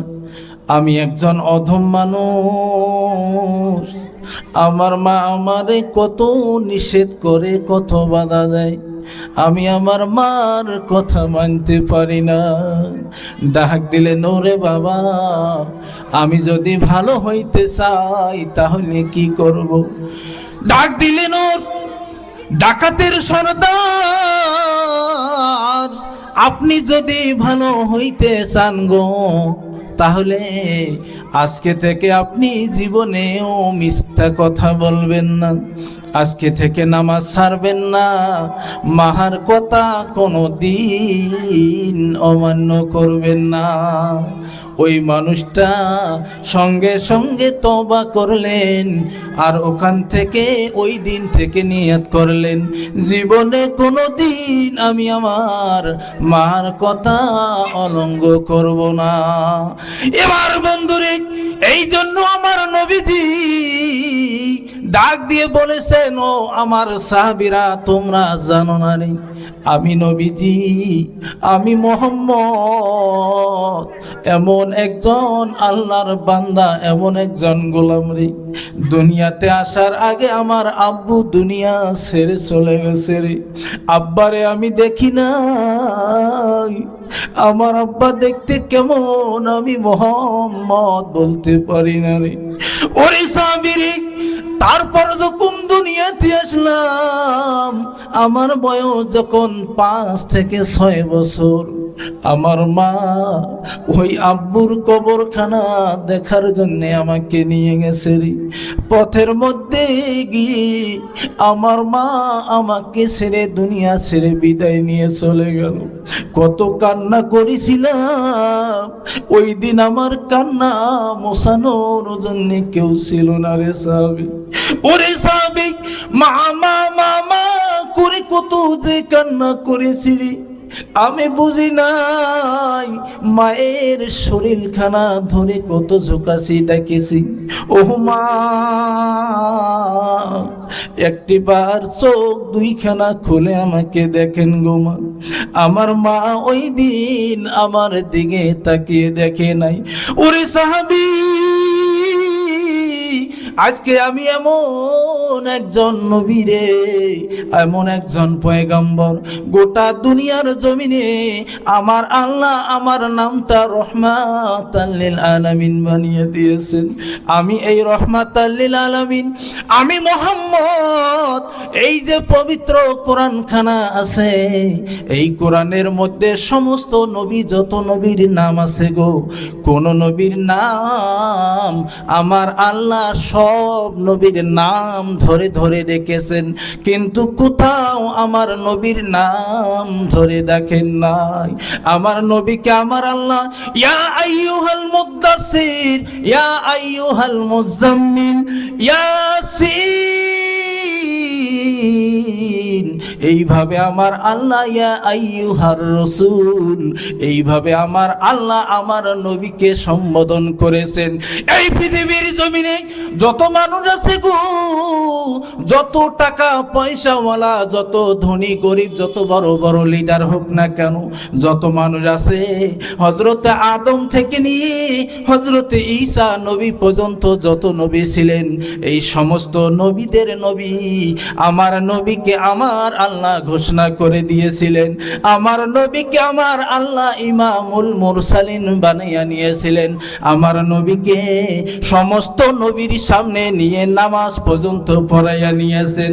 ও বন্ধুরে, আজকে যে আমরা ফিলিস্তিনের কথা শুনি গো, যেই ফিলিস্তিনের মধ্যে আজকে এত ঝগড়া এত বিবাদ চলতেছে, যেই ফিলিস্তিনের মসজিদে আকসা আছে গো, এই মসজিদে আকসার মধ্যে সমস্ত নবীরা দাঁড়িয়েছিলেন, কিন্তু নামাজের মুসাল্লায় মেম্বারের জায়গাটা খালি। সমস্ত নবীরা তাকিয়ে দেখে রে, এই জায়গার মধ্যে কায় কে আসবে, আলমার আল্লাহ কাকে এখানে বসাইবেন। হযরতে জিবরাইল আমার নবীকে নিয়ে যখন ওইখানে দাঁড়াইয়া দিলেন, সমস্ত নবীরা সবাই খুশি হইয়া গেলেন। জিবরাইল ডাক দিলেন, ও নবীরা, ও নবীগণ, আপনারা শুনেন, ইনি হলেন এমন একজন নবী, ইনি শুধু দুনিয়ার জমিনে শুধু মানুষের জন্য নবী না, ইনি তোই নবীদের, আম্বিয়াদের, রসুলদেরও নবী। জোরে জোরে বলেন সুবহানাল্লাহ। এবার জিবরাইল বললেন, আমার নবীকে নিয়ে যখন চলে যাবে, আমার নবীকে মেরাজের জন্য যখন নিয়ে যাবেন, এমন একটা জায়গায় নিয়ে গেলেন যে জায়গার মধ্য থেকে আর অন্য কোনো ফেরেশতার পারমিশন নাই। সমস্ত ফেরেশতাগুলি সবাই দূরে চলিয়া গেল। আমার নবীজিকে বলা হলো, আপনি এখান থেকে একা যান। আমার নবী গেলেন। আমার নবীকে আমার আল্লাহ ডাক দিলেন, নবী গো, আসেন আসেন, আপনাকে আমি জান্নাতটা দেখাইয়া দেই। 7 আসমান জমিন সব কিছু দেখলেন, জান্নাত দেখলেন। জান্নাতের মধ্যে দেখে এত সুন্দর একটা ঘর বানানো আছে। নবী আমার বললেন, এত সুন্দর ঘর কার জন্য বানানো আছে? এবার জান্নাতের ফেরেশতা ডাক দেন, নবী আমার, এই যে ঘরটা দেখতেছেন, এটা ঘর হলো আপনার সাহাবী হযরতে ওমরের জন্য আমার আল্লাহ বানাইয়া দিয়েছেন। জোরে জোরে বলেন সুবহানাল্লাহ। নবী আমার দেখতেছেন এই রকম ঘর দুনিয়ায় কোথাও দেখি নাই রে। এত সুন্দর ঘর জান্নাতের মধ্যে আমার আল্লাহ বানাইয়া রেখেছেন। এবার নবী দেখলেন, দেখতে দেখতে হঠাৎ করে পিছন থেকে কেমন জানি একটা ঠাঠার মতো করে উঠলো, চমকে উঠলো। এবার নবীজি মনে মনে ভাবলেন এটা আবার কি হলো। পিছনে তাকিয়ে দেখেন জান্নাতি একটা হুর দাঁড়িয়ে আছেন। জোরে জোরে বলেন সুবহানাল্লাহ। জান্নাতি হুর, এত সুন্দর নারী। নবীজি লক্ষ্য করে দেখেন ওই নারীটার শরীরের ভিতর দিয়ে যে রক্ত চলতেছে এই রক্তটা পর্যন্ত দেখা যায়। জোরে বলি সুবহানাল্লাহ। এবার জিজ্ঞাসা করলেন, ভাই ইনি কে? তো বলতেছেন, ইয়া রাসূলুল্লাহ, আপনার উম্মত যখন দুনিয়ার জমিনে নামাজ কালাম ইবাদত করে যখন তারা আসবে, আমার আল্লাহ এই রকম 70 জন করে হুর একটা করে উম্মতকে দিবে। জোরে বলি সুবহানাল্লাহ। চিন্তা করছেন, দুনিয়ার মধ্যে একটা নিছি তাই আমরা কত খুশি, হয় না নাই? একটা পাইয়া মানে আমরা ভাবতেছি জান্নাত পেয়ে গেলাম, হয় না নাই? এখন চিন্তা করেন আল্লাহ তাআলা আল্লাহর ওইখানে জান্নাতের মধ্যে 70টা করে হুর দিয়া দিবেন। এবার এই 70টা হুরের খেদমত নিতে নিতে আপনার অনেক বছর চলে যাবে, কিন্তু এই খেদমত শেষ হবে না। জোরে বলি সুবহানাল্লাহ। এবার নবীকে জাহান্নামের দিকে নেওয়া হলো। জাহান্নামের মধ্যে নবী শুনিয়া যায়, জাহান্নামে দেখে রে অনেক নারী মানুষ জাহান্নামে বসে আছে। এই সব কিছু দেখে যখন নবী আসতেছেন, আসার সময় আমার নবী আল্লাহকে ডাক দিলেন, ও গো আল্লাহ, বলেন আমি যে আপনার কাছে আসলাম, আপনার সঙ্গে দেখা করলাম, এই কথা যদি আমি আবু বকর আর ওমরের সামনে যদি আমি তুলে ধরি আল্লাহ, তারা তো কান্না করতে করতে বুক পর্যন্ত ভাসাইয়া দিবেন। আল্লাহ ডাক দিলেন, ও নবীজি, আপনার উম্মতকে আমার কাছে আসতে হবে না, আপনার উম্মতের জন্য আমি একটা তোহফা দিয়ে দেই, হাদিয়া দিয়ে দেই। আমার আল্লাহ আমার নবীজির কাছে একটা হাদিয়া দিলেন, নামাজ 50 ওয়াক্ত দিলেন। নবী নিয়ে আসতেছেন। আস্তে আস্তে যখন হযরতে মুসা নবীর সঙ্গে দেখা হলেন, মুসা নবী ডাক দিলেন, নবী আমার আল্লাহ আপনাকে কি হাদিয়া দিল একটু বলেন। বললেন, আমাকে 50 ওয়াক্ত নামাজ দিয়েছেন। বললেন, এত নামাজ আপনার উম্মত পড়তে পারবে না, আপনি যান কমাই নেন। এবার গেলেন 5 ওয়াক্ত কমাই দিলেন, আবার আসলেন। এইভাবে করে মুসা নবী 9 বার আমার নবীকে আল্লাহর কাছে পাঠালেন। নবী যান কমান আসেন। এইভাবে 5 ওয়াক্ত করে কমাতে কমাতে 45 ওয়াক্ত হয়ে গেল। কমে গেল যখন 5 ওয়াক্ত নামাজ, মুসা নবী ডাক দিলেন, ও গো নবীজি, এই 5 ওয়াক্ত নামাজও আপনার উম্মতের জন্য কঠিন হয়ে যাবে, আপনি যান আরো কিছু নামাজ কমাইয়া নিয়ে আসেন গো। আমার নবী বললেন, মুসা, আমি এইবার দিয়ে 9 বার গেলাম আল্লাহর সামনে রে, আমার এখন লজ্জা হয়, আমি কেমন করে আরো আল্লাহর কাছে যাই।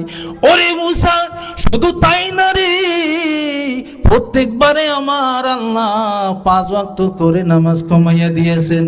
এবার যদি যাই 5 ওয়াক্ত যদি একবারে কেটে দেয়, আমার উম্মতের জন্য আমি কি নিয়ে যাব?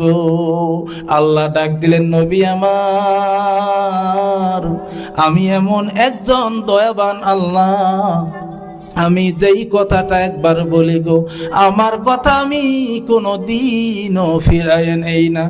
আপনার উম্মত যদি এই 5 ওয়াক্ত নামাজ যদি সঠিকভাবে আদায় করে গো, আমি আল্লাহ আপনার উম্মতের আমলনামায় ওই 50 ওয়াক্ত নামাজের সওয়াব দিয়ে দেব। এই জন্য 5 ওয়াক্ত নামাজ যদি সঠিকভাবে আদায় করতে পারি, আল্লাহ তাআলা 50 ওয়াক্ত নামাজের সওয়াব আপনার আমার আমলনামায় দিবেন। জোরে বলি সুবহানাল্লাহ। এখন চিন্তা করেন, আমরা কি কোনো খারাপ উম্মত? চিন্তা করেন কত ভাগ্যবান।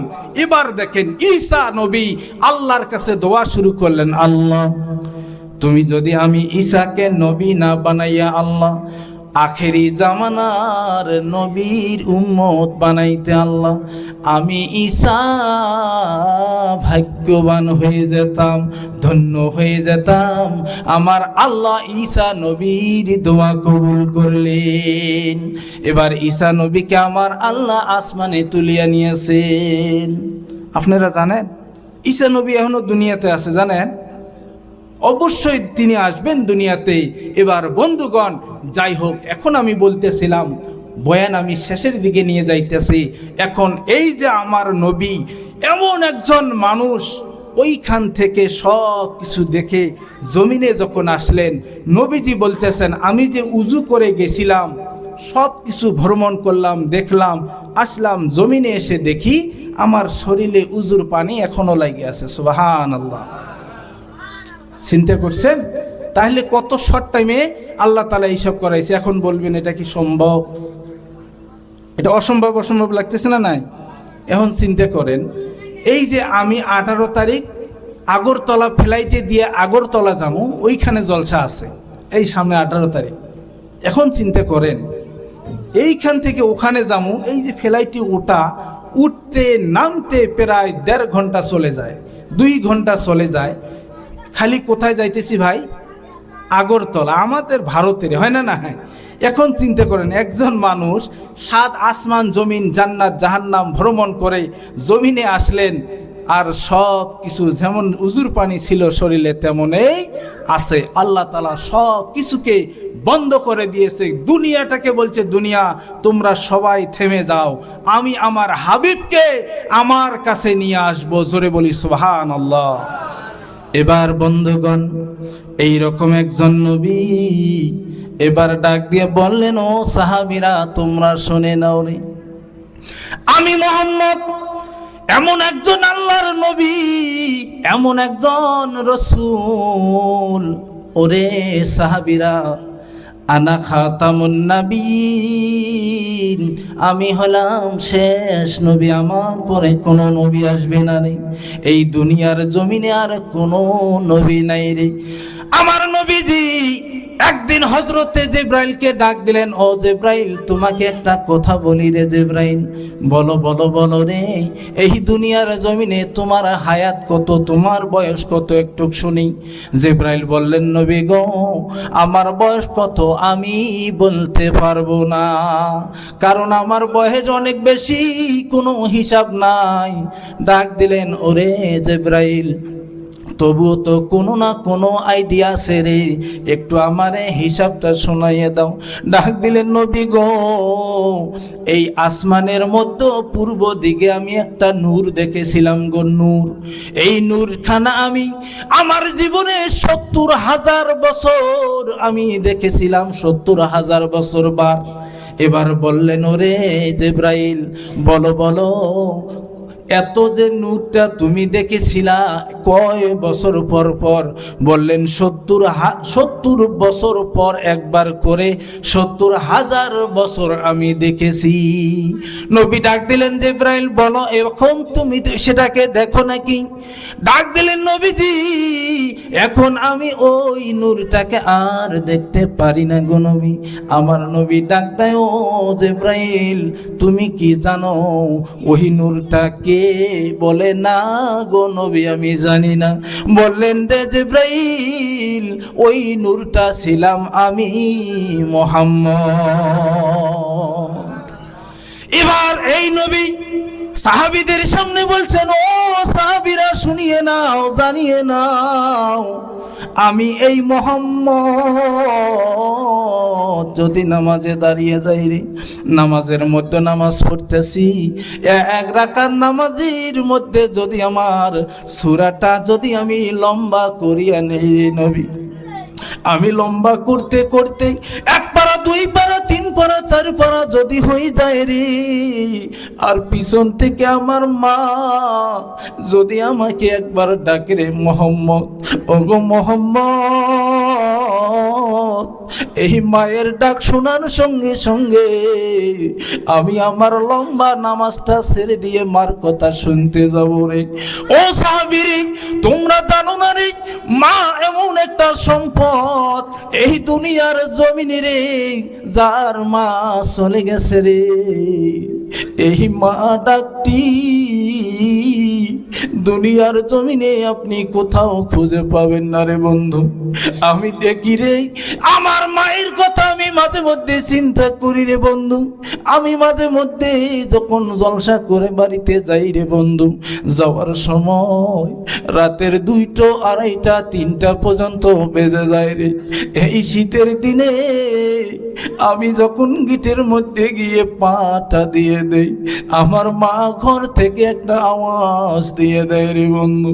ও বন্ধু রে, আমার এই মায়ের আওয়াজটা শোনার মাত্র নেই আমার যেন কলিজাটা ফেটে যায়, কলিজাখানা কান্দে রে। আজকে আমার মা,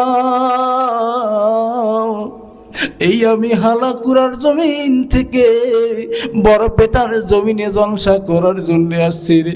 খোদার কসম করে বলি, আমার মা বিছানার মধ্যে ঠিকই শুয়ে আছে রে বন্ধু। আমার মার চোখের মধ্যে কোনো ঘুম নাই। ও বন্ধু রে, ওই মা যেই দিন দুনিয়ার জমিনে আমার মা থাকবে না রে, ওই দিন আমি বোধহয় পাগল হয়ে যাব। আমার জন্য জাগনেওয়ালা, আমার জন্য দুনিয়ার জমিনের মধ্যে জেগে থাকনেওয়ালা আর কেউ থাকবে না রে। কারণ আমি যখন আমার রুমের দিকে যাই, আমার রুমের মধ্যে দেখি আমার বিবি বাচ্চারা ঘুমের মধ্যে পড়ে আছে রে। ও বন্ধুরে, ওই জন্য যাদের মা নাই, মা নাই, ও বন্ধু তাদেরকে বলে দেখেন রে মা কেমন জিনিস, মা কেমন সম্পদ। আমার নবী বললেন, মায়ের পায়ের মধ্যে যদি কোনো বান্দা চুমা খাইতে পারে রে, মা যদি তার জন্য দোয়া করে, আমার আল্লাহর আরশ পর্যন্ত কেঁপে ওঠে। ওরে বন্ধুরে, এই মা এমন একটি সম্পদ, মা যদি দোয়া করে রে, আমার আল্লাহ বললেন তোমার মায়ের তো আমি কোনোদিন খালি ফিরিয়া দেই না। আমি যখন বই পড়েছিলাম, পড়ার সময় আমি একটা ঘটনা পড়েছিলাম রে বন্ধু। ওইখানে দেখলাম একজন মানুষের একটা ছেলে, একটাই ছেলে, ওই ছেলেটাকে পড়াশোনা করার জন্যে ওই মানুষটা সারাটি জীবন যত ইনকাম করেছে, যত কামাই করেছে, ছেলের পিছনে খরচ করা শুরু করেছেন। করতে করতে করতে করতে এক সময় তার ছেলেটা একটা বড় হাইকোর্টের জজ হয়ে গেছে, স্ত্রী মারা গেছে, এই দিকে পুরো হয়ে গেছে, শরীর আর চলে না রে বন্ধু। এই জজ এমন একটা শহরের মধ্যে বসবাস করে রে বন্ধু। ওই শহরের মধ্যে থাকতে থাকতে শহরের মধ্যে একটা মেয়ে দেখে বিয়ে করে ফেললো, বড় লোক মানুষের মেয়ে। যখন নিয়ে গ্রামের বাড়িতে যখন আসার পর দেখে বৃদ্ধ বাবা, দাড়িগুলো সব পেকে গেছে, শরীরে জামা কাপড় ছেঁড়া। ডাক দিয়ে বললেন ইনি কে? বললেন ইনি হলেন আমার বাবা। বললেন তোমার বাবা যদি এই বাড়িতে থাকে আমি তোমার সংসার করব না। এখন এই জজ কি করবে? এখন আলাদা করে একটা ছোট্ট ঘর বানাইয়া দিলেন, ঝুপড়ি ঘর। ওই ঘরের মধ্যে তার পিতাকে ওইখানে দিলেন, আর সে নিজের বড় করে একটা বাড়ি বানাইয়া নিলেন, 2 তলা 3 তলা বিল্ডিং। এই বিল্ডিং এর মধ্যে জজ আর তার ওই বড় লোক স্ত্রী এইখানে থাকে রে বন্ধু। থাকতে থাকতে রে কিছুদিন পর তার গর্ভের মধ্যে একটা সন্তান আসলো। এবার সন্তানটা আস্তে আস্তে বড় হয়ে যাইতেছে, তাকে স্কুলে দিয়েছেন হোস্টেলের মধ্যে, কিন্তু বারবার বলে ওই বুড়োটার কাছে তুমি যাবা না। ওই বুড়োটাকে একটা মাটির প্লেট আর একটা মাটির গেলাস দিয়েছে, ওর মধ্যে খানা খায়।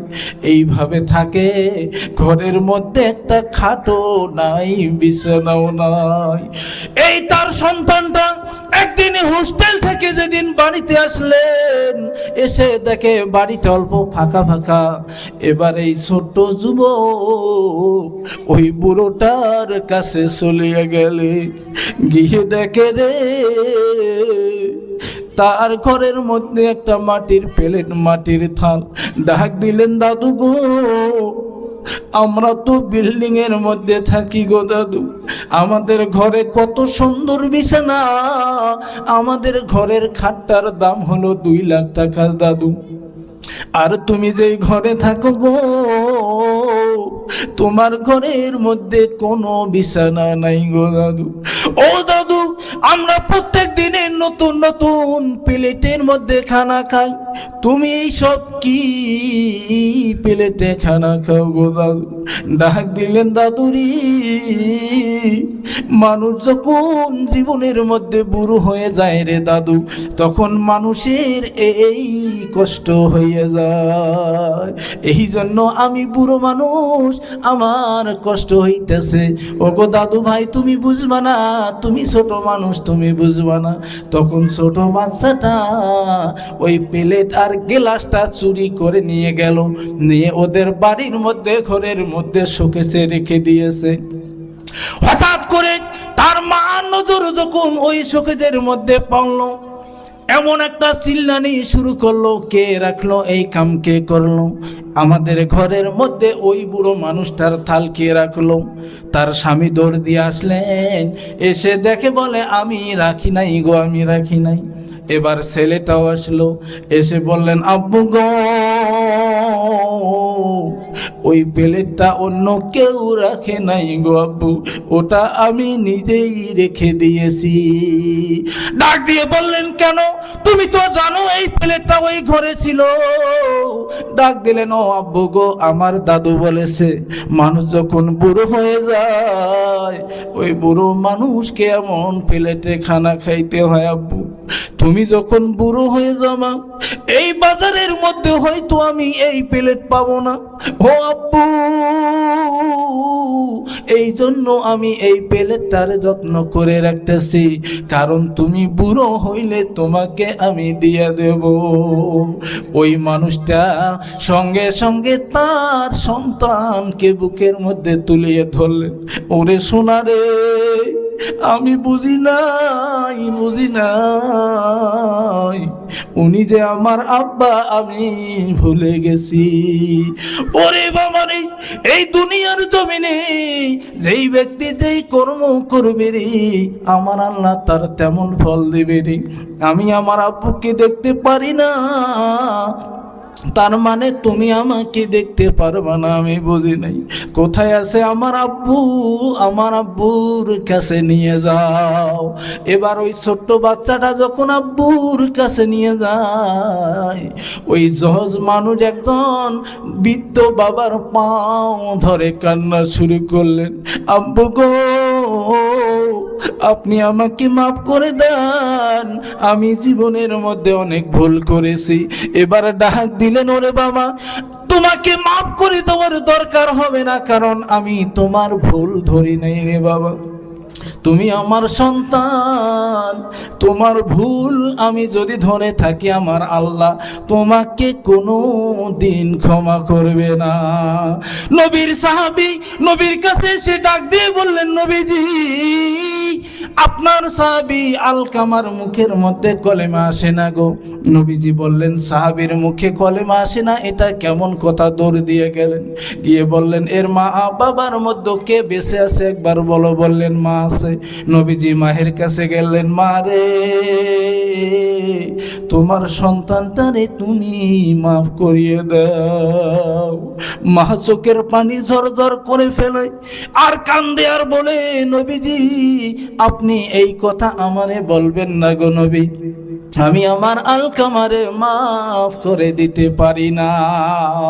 কারণ আলকামা অনেক বেয়াদবি করেছে, এই জন্য আমি আলকামারে মাফ করে দেব না। আমার নবীজি ডাক দিলেন, ওরে মা তুমি মাফ করে দাও, মাফ করে দাও। বললেন না আমি মাফ করে দেব না। এবার নবীজি বললেন, ও সাহাবী রে, তোমরা সকলে যাও, তোমরা সকলেই গিয়ে খড়ির ব্যবস্থা করে নিয়ে আসো। খড়ি চেনেন, বুঝেন কি আপনারা? এবার খড়ির ব্যবস্থা করো। এবার মা এই কথাটা যখন শুনলেন, নবী কি বললেন, নবী গো খড়ির কথা কেন বলতেছেন আপনি? নবীজি বললেন, মা তোমার সন্তানের মুখে কলেমা আসে না, এই জন্য সমস্ত সাহাবায়ে কেরাম গিয়ে খড়ি আনবে, আমরা একখানে জড়ো করব, একটা পালা হয়ে যাবে, ওইখানে আগুন লাগিয়ে দেব, আর তোমার সন্তানের এই বডিটা উপরে দেব, ওর প্রাণ চলে যাবে। মা কে দৌড়ে গিয়ে নবীজির পাও ধরে পড়লেন আর বললেন, নবী আমার, আমি আমার সন্তান আলকামারে মাফ করিয়ে দিলাম। নবী, আমার সন্তানের আপনি জ্বালাবেন না। ও নবীজি, আমি মা কখনো মেনে নিতে পারি না। এবার বন্ধুরে, মা এমন একটা সম্পদ, দুনিয়ার জমিনে মা যদি আজরাইলকে দেখতো রে, কারো সন্তানের জান কবজ করার জন্য আজরাইল আসছে, ওই আমাদের মা আজরাইলের হাত পা পর্যন্ত ধরতো, আজরাইলকে বলতো, আজরাইল আমার জানটা আগে কবজ করে নিয়ে যাও, তারপর আমার সন্তানের জান কবজ করিও। এই দুনিয়ার জমিনে কত দেখছি রে, সন্তান যদি মারা যায় রে। সেই দিন আমি একটা বাজারে দেখলাম, একটা সন্তান, একটা মায়ের একটাই সন্তান ছিল, ওই সন্তানটা একটা স্কুলের মাস্টার, তার বাপ ছিল কলেজের প্রফেসর। এই সন্তানটা স্কুল যাওয়ার সময় বাইক অ্যাক্সিডেন্টে সন্তানটা মারা গেছে রে। মাওজন কানতে কানতে মার মাথা পাগল হয়ে গেছে। কিছুদিনের মধ্যে যখন স্বামীটাও যখন স্ট্রোক করে মারা গেল রে বন্ধু, এত বড় ফ্যামিলি, বাড়ির মধ্যে বিল্ডিং বালাখানা, জায়গা জমিনের কোনো অভাব নাই রে বন্ধু, কিন্তু মাটাকে দেখলাম রাস্তার মধ্যে কাগজ তুলে তুলে বেড়াইতেছে। আমি জিজ্ঞাসা করলাম, এত সুন্দর মানুষ কেমন করে কাগজ তুলে বেড়ায়? বললেন, হুজুর গো, এই মা এমন একজন মা গো, যেই মার সামনে তার সন্তানের জীবন চলে গেছে। একটাই সন্তান ছিল, এত মহব্বত, এত ভালোবাসার সন্তান, ওই সন্তান যখন চলে গেছে মার মাথা মানতে পারে নাই। এই জন্য আজকে দেখেন পথের ভিখারি হয়ে বেড়াইতেছে। ওরে যুবক, আজকে তোমার আমার মা যদি চলে যায় রে, আজকে আমরা দুনিয়ার জমিনে এত পাগল আমরা হব না রে। কিন্তু তুমি একটা বার ভেবে দেখো, এই যে মা এমন দামি সম্পদ আল্লাহ বানাইছেন রে। আমার নবীজি বলেছেন, হুমা জান্নাতুকা ওয়া নারু, দুনিয়ার জমিনে কোনো ব্যক্তি যদি মা বাবা বেঁচে থাকা কালীন দুনিয়াতে যদি জান্নাত হাসিল করতে পারলো না, ওই ব্যক্তির মতো হতভাগা সন্তান দুনিয়ার জমিনে কেউ নাই। এই জন্য বন্ধুরে, এখন চিন্তা করেন, এই মা যদি কবরের মধ্যে শুয়ে থাকে, আর কবরের মধ্যে থেকে মা আপনার আমার দিকে তাকিয়ে আছে আর দেখতেছে আমার সন্তান কখন আমার জন্য 2খানা নেকি পাঠাবে। বড় বড় ভয়ানক সাপ মাকে কবরের মধ্যে দংশন করতেছে। এখন বলো